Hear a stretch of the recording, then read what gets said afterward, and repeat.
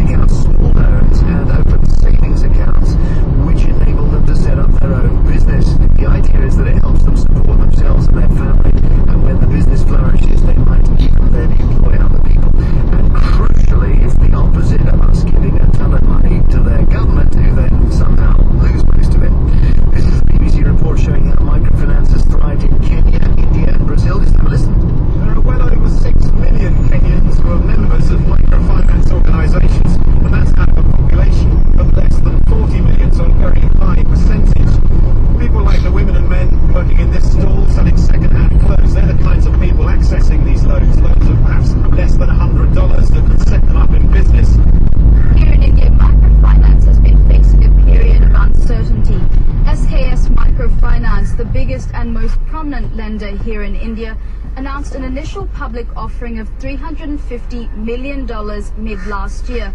That opened a heated debate here about the morality of businesses making a profit from helping the poor. Since then, firms operating in Andhra Pradesh, the heart of microfinance, have been facing problems, and the government is now looking at better ways to regulate the industry. Here in Brazil, microcredit has grown more than 5-fold over the last decade, having reached more than 1 million borrowers. But experts estimate that this still means barely 10% of the potential market for small loans here in Brazil. One lender has set up shop in the favela da Rocinha, the biggest slum in the country. It hopes to replicate here the success it had in the Brazilian Northeast, where it reckoned 60% of those who took their loans managed to rise above the poverty line. So isn't that interesting? Kenya, India and Brazil, lots of places where microfinance is working. I'm joined now by the development economist Nick Lee, trustee for the microfinance charity Opportunity International, and also his colleague Lydia Bafo-Awuah, who is a program manager for the same charity. Lydia actually comes from Ghana, and her mother set up a business with the help of a microfinance loan, so we'll talk about that in just a moment. But Nick, first of all, tell us why we need it. I think we forgot how far we've come in this country. Despite all the problems that beset us, despite the credit crunch and all the dreadful things happening in the European crisis and the probability of a double-dip recession, I think that we now have prosperity unrivaled in UK's history, and we forget that that's not true for the whole of the planet. There are some parts of Africa, and I've just recently returned from living nearly 3 years in Malawi, where people are living in a similar way to in the 14th century. And one of the things that I was doing in Malawi was looking for projects that work, that it's much harder to fix poverty than it might originally look like. My description of microfinance as being almost the opposite of government A, the British government saying giving loads of money to government B. This is a way of getting money to people without the government being involved. Is that right? That is right. Microfinance is one of the surprising ways that works. It works if the institution is a charitable institution or has got the poor at the centre of their mandate. So it doesn't work if you're trying to make money out of it necessarily. If you're trying to serve the poor, microfinance can have transformational effect. Why, if you've got lots of people who want to borrow money, why wouldn't an ordinary bank be able to do that? Yeah, good question. The truth is that although there are lots of banks in Africa, and there's lots of commercial banks in Malawi, they simply can't make enough money out of the poorest of the poor. So the result is that about 80% of the population is unbanked, has no access to formal financial services. And something as simple as a bank, it sounds dull, it sounds boring to us. Can be transformational, can turbocharge entrepreneur, can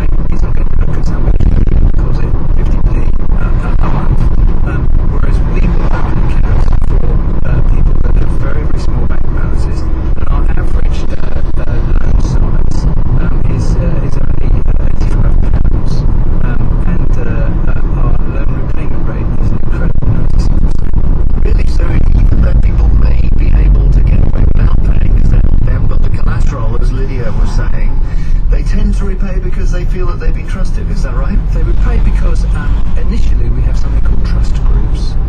We lend to groups of mainly women, which is self-selected, and the women guarantee the loan together. Lydia can talk about it in far more detail. So what happened with your mum? Yeah, my mom's case was different, but I'll talk about Opportunities Trust Group. So it's basically having a group of women with the same kind of ambition to push their businesses forward. So they co-guarantee for each other because they don't have the collateral to go into the bank. So it's more like using their social capital.